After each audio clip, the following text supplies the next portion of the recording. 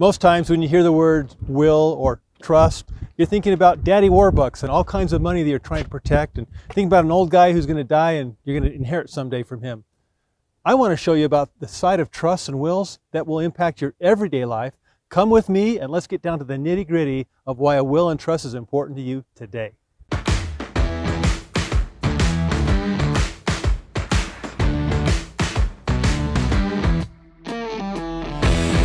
A lot of us spend all of our lives accumulating things, whether it's a car, a house, a bank account, retirement savings, or whether it's just having a family with children.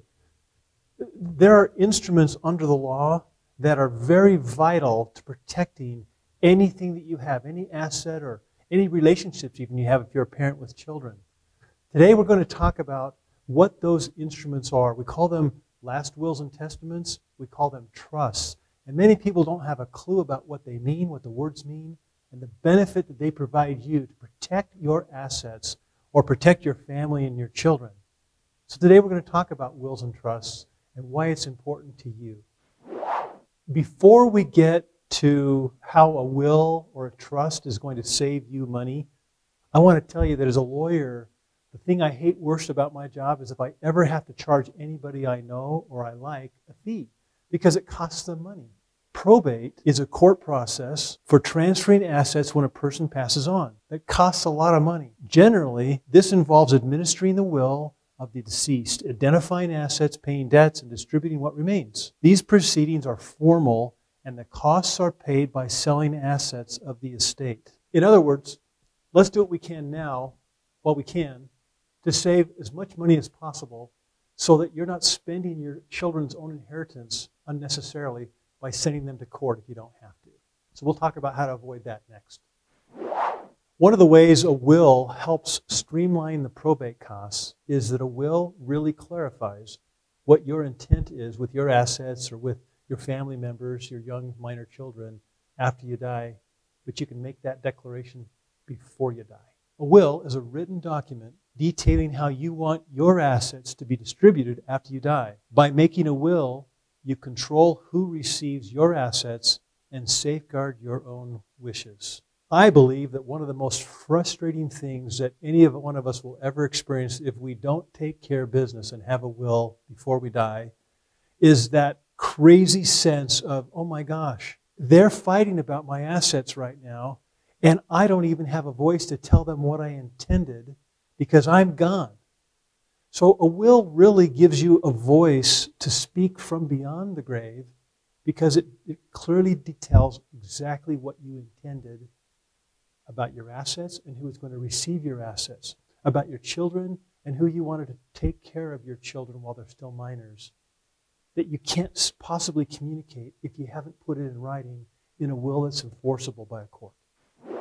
Moving from wills to trusts, everybody needs a will. There's always going to be some asset that you've forgotten to place in a trust. Trusts give you the greatest control of the distribution of your assets, both while you are living and after you have passed on. They provide legal protection for the truster's assets, save time in probate, reduce paperwork, and in some cases, help avoid taxes. So here's how a trust works. So there's a lot of mystery among people about, well, what does it mean, a trust? What is that? How does that work? A trust is simply an entity that is set up independent from you that can own assets. And so if I created a trust for myself and my wife, we would take our house that's in our name and we'd sign a quitclaim deed and we quitclaim the property title over to the trust. From that point forward, the trust would own that property. Now the trust would have a trustee. We'll talk about that at another time. But the trustee could be yourself. So you maintain the same exact control that you had as an owner of the property before you transferred it into the trust. You can still live in it, you can still furnish it, and you can even still sell it out of the trust as the trustee of the trust. So you don't lose any control, but you do eliminate that asset from having to be probated by a probate court and thereby save money from probate expenses relative to that asset. Any asset I can transfer from my own name to my trust thereby avoids the probate process and the costs and expenses involved in probating that asset. In real life, when we have an asset and we pass away, we have people that we want to leave that asset to. Those are called our heirs.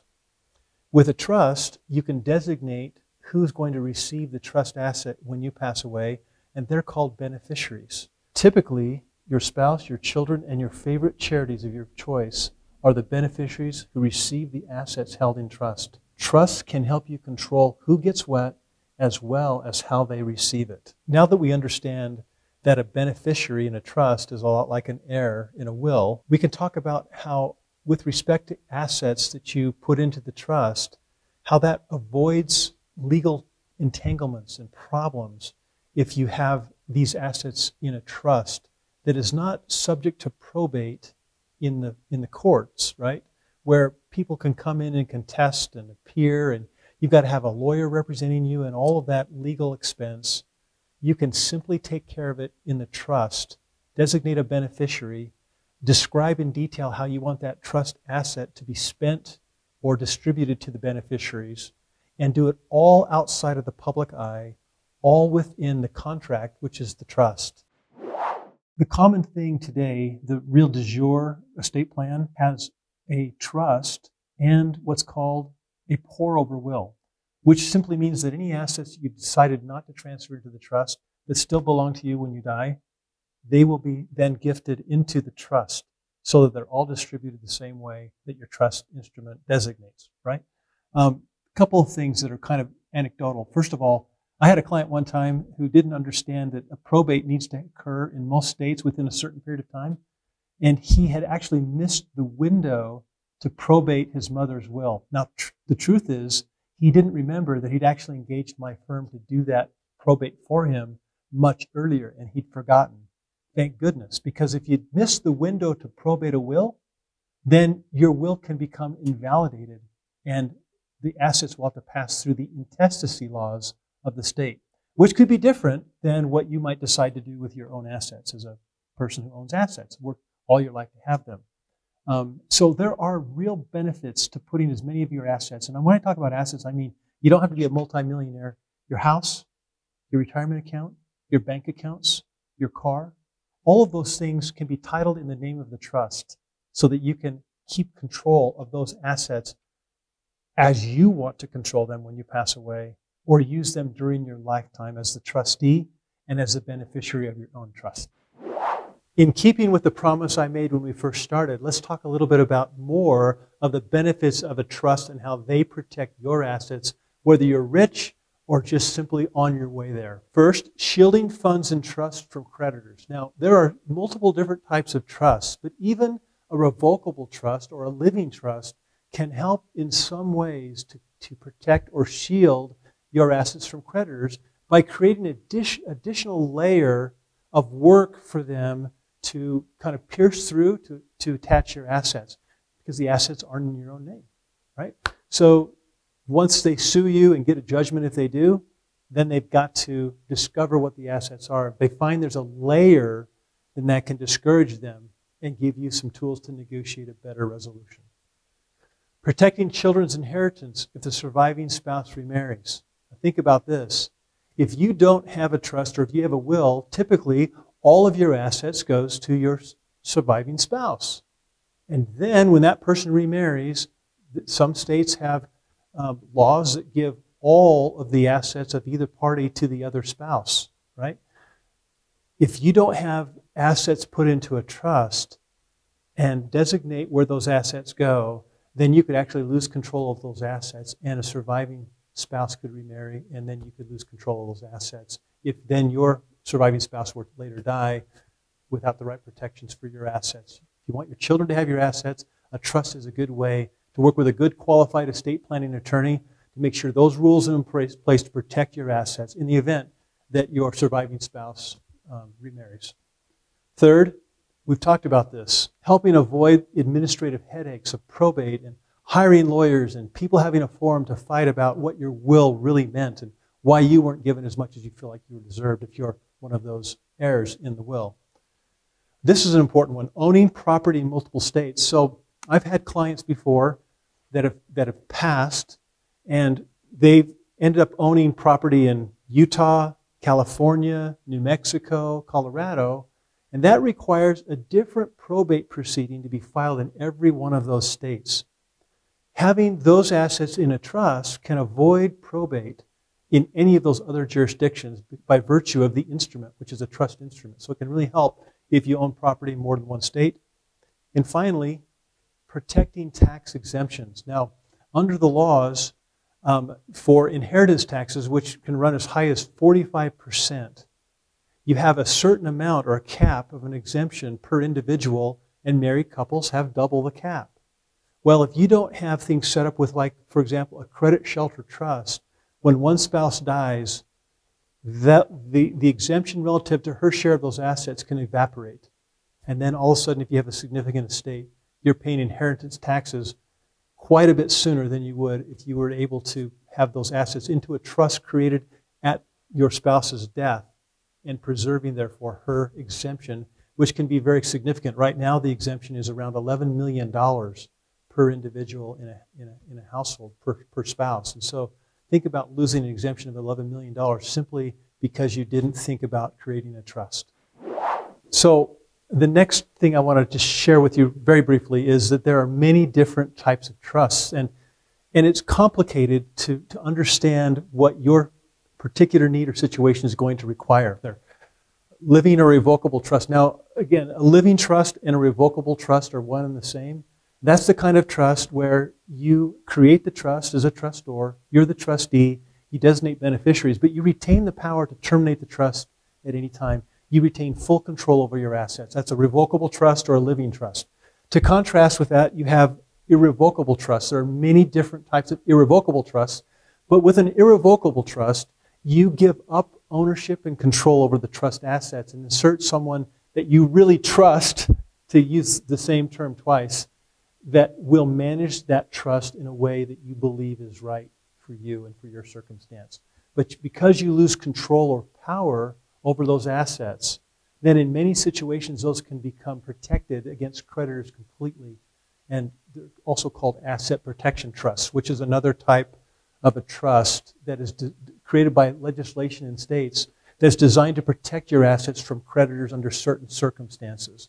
Again, these are very complicated trusts that you really can't take off the shelf and create them in an effective way by yourself. You can't go to some platform on the internet and figure out what you need.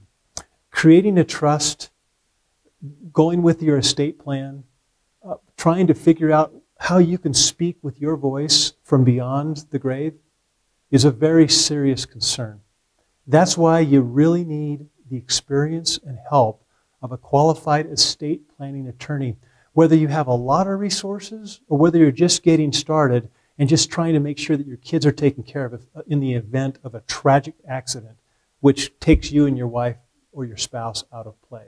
As you are just getting started, having a will, having a trust, thinking through these important things with a qualified attorney is very, very important. And I encourage you, if you don't have a relationship with someone that can help you make these important decisions, that you seek advice right away and make sure you do everything possible to save these hard-earned assets. So we've had this great discussion about wills and trusts and why they're important, but I want to end with this, and this is very personal. Several years ago, when my family was still very young, my wife and I were invited to go on a trip over the mountains in a single-engine airplane about midnight to get to a destination. While we were up in the air, and it just, the hour clock was crossing midnight, I got really nervous. And I looked at my wife and I said, "What are we doing here? We're both in this plane. We have a young family. We haven't even formed our own will and testament yet.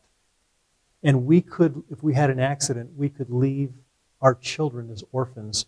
And our family wouldn't even know who we wanted to have take care of them." When we're talking about our assets, when we're talking about our children, when we're talking about the opportunity that we have to make decisions, one of the most important things that we can do is make sure we get it right, we get it in writing, we've thought through it with our spouse, and we've taken every precaution to protect our assets and our children in case the unthinkable happens. They call them accidents for a reason.